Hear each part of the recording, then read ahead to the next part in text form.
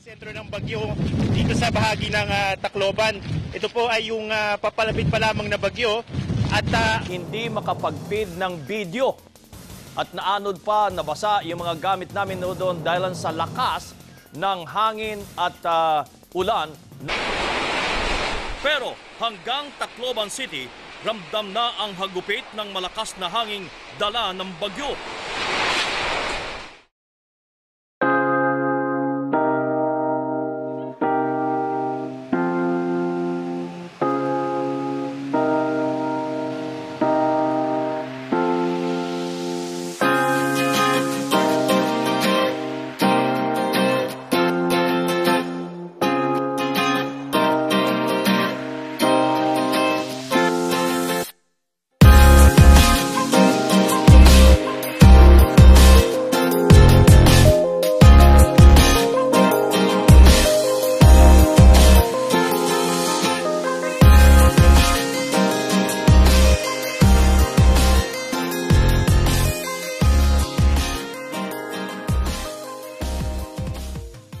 Morning. Morning.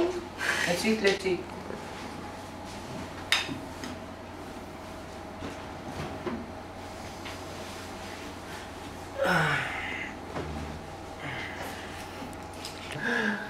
Siya nga pala, kamusta na si April? Ah? Sino April? Si April May, yung kaibigan natin.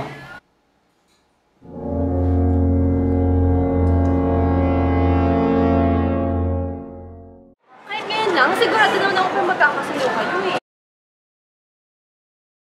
Hindi, ayoko na lang. Ayoko ng boyfriend. You know, araw nila bago lang din. Talaga? Nilaman ka lang ng k-drama, alam mo. Ay naku, iba yun. Hindi mo naintindihan. Dali na, best friend mo naman ako. Dali na! Best friend, lagi na ako napalo-palo eh. Eh dali na, after to, di na talaga. Wala nang ganito. Ay naku, sige na nga. Uy, David! Uy, kuya dito. Kaya ka pa naghintay? Hindi naman, nakarating lang din. Ah, buti na lang. Ito si Liza, yung mabait, mapagmahal. Ako nga pala si Liza, best friend ni April. I'm David Ramos. Nice to meet you.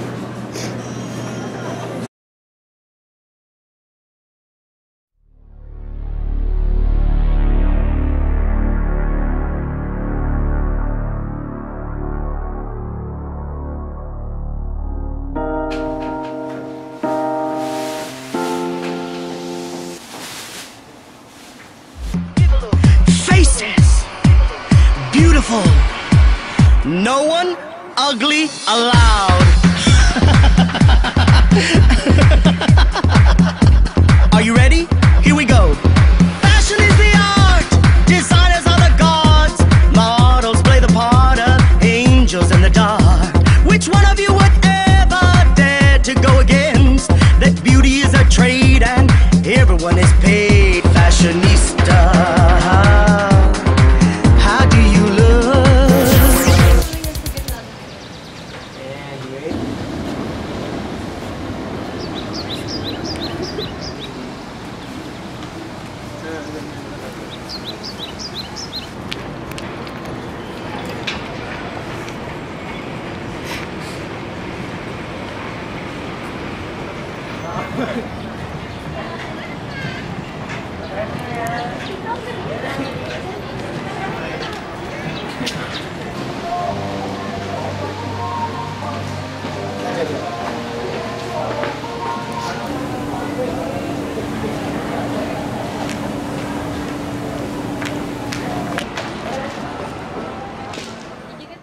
Eliza, tingnan mo, may 7 memorials siya na tungkol sa Ay?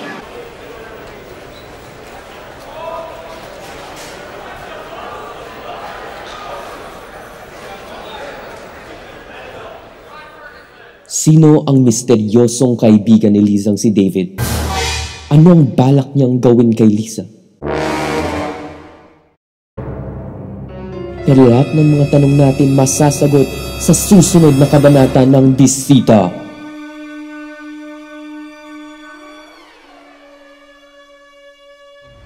Uy, April! Uy, Liza!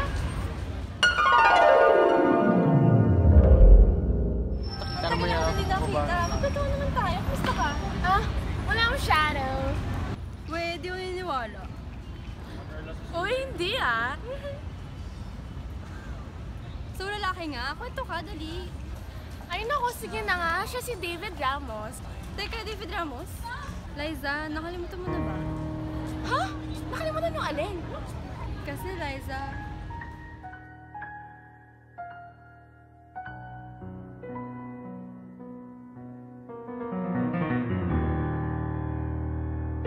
noong tumama ang bagyong Yolanda, napakalakas ng hangin at ulan, kaya nagsiliparan ng mga puno, mga bahay, kumbaga lahat na nasira.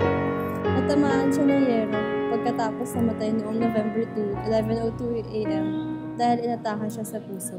Minsan kasi may mga bagay at pangyayari na di mo matanggap, di mo makalimutan, pero sa huli, ikaw rin ang makakatulong sa sarili mo.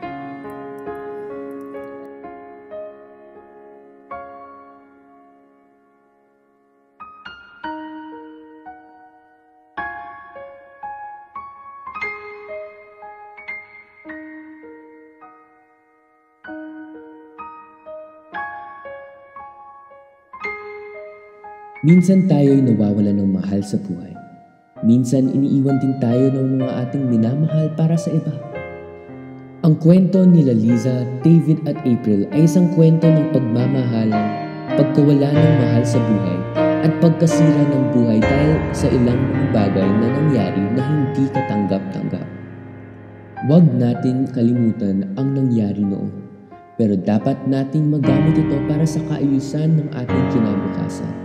Sana sina David at mga iba pang namatay noong Yolanda ay gawing inspirasyon ng mga tao para sumikap para sa kanilang kinabukasan at hindi lamang maging mga multo na parang bisita.